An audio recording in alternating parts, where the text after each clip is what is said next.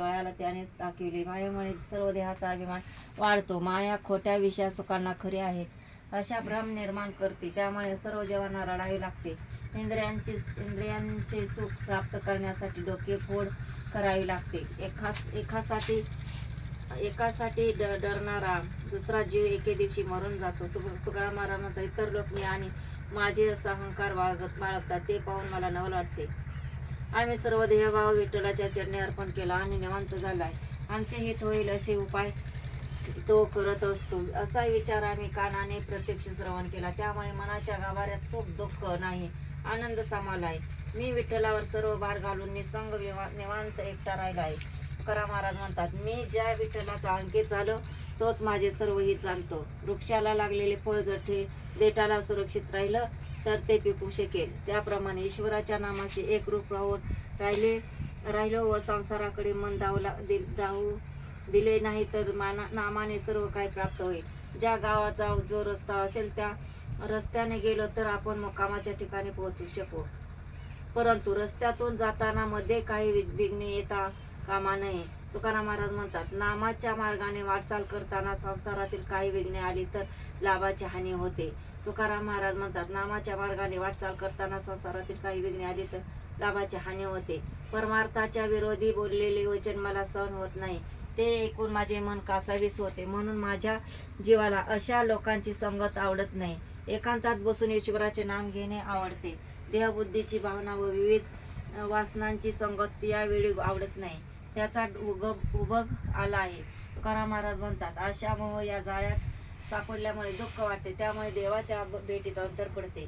देवा, तुझ्याशी संबंध ठेवणे खोटे आहे असे वाटते. तू आमच्यापासून लांब होतोस तेच बरे होते. तुझ्यापासून आमचा काही लाभ न होता आमची फसगत होते.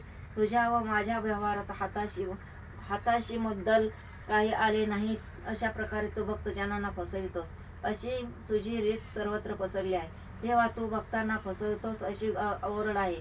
तू कोणाला दंड करतोस, खंडाने व्यवहार करतोस. तू बलदंड आहेस. कोणी भक्त तुझ्याकडे काही मागावयास आला तर त्याच्या तोंडावर काही सुखभोग टाकतोस, त्यामध्ये गुंतवितोस आणि लपून बसतोस. तुकाराम महाराज म्हणतात, भक्ताला इच्छित वस्तू न देता त्याची समजूत काढतोस असा तू ठक आहेस.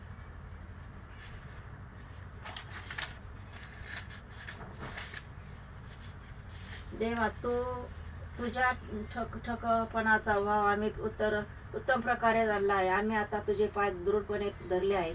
तू आम्हाला थोडे फार देऊन फसविण्याचा प्रयत्न करू लागलास तर आम्ही फसणार नाही व तुलाही फसू देणार नाही. आमच्या सेवेचे कर्ज तुझ्या डोक्यावर फार दिवस आहे, ते आता तुला भारी होत आहे. तुकाराम महाराज म्हणतात, कर्जाची फेड करण्याकरिता तू जरी आम्हाला सर्वस्व दिलेस तरी आम्ही ते कधी घेणार नाही. एखाद्याचे काढलेले कर्ज, एखाद्याची वैर हत्या याची फेड पुढच्या जन्मी करावी लागते, त्याशिवाय सुटका नाही. हे सर्व तुम्ही जगाला सांगता, तर मग तुम्हाला माहीत नाही काय? असे पाहिले तर आमचा जगाशी किती संबंध नाही आहे, पण तुमचा मात्र सर्वत्र लोकांशी संबंध आहे. तुम्ही एकदा माझे करून चुकते करा, म्हणजे लोकांकडून तुमची होणारी फजिती थांबेल. तुकाराम महाराज म्हणतात, यासाठी मला काही तोट सहन करण्याचा प्रसंग येऊ देऊ नकोस. असे तू करावेस. विठ्ठला, तुझ्याजवळ मी कोणताही सन्मान मागितला नाही. असे वागून देखील सर्व लोकांना तू माझी फजिती का बरे करत आहेस? मी पोट भरण्याचा धंदा म्हणून हा मार्ग पत्करला नाही, बोबाटा केला नाही. तुकाराम महाराज म्हणतात, देवा, तुझा हात पकडून मी कधी तुला संतांच्या कचेरीत नेले नाही. देवा, तू पांढऱ्या गोल स्फटिक मण्याप्रमाणे आहेस. जे तुझ्याकडे येतात त्यांना तू तसेच बनवतोस.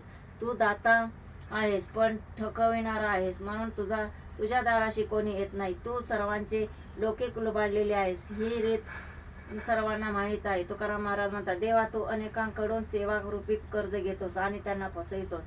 देवा, प्रपंचात मला त्रास होत आहे.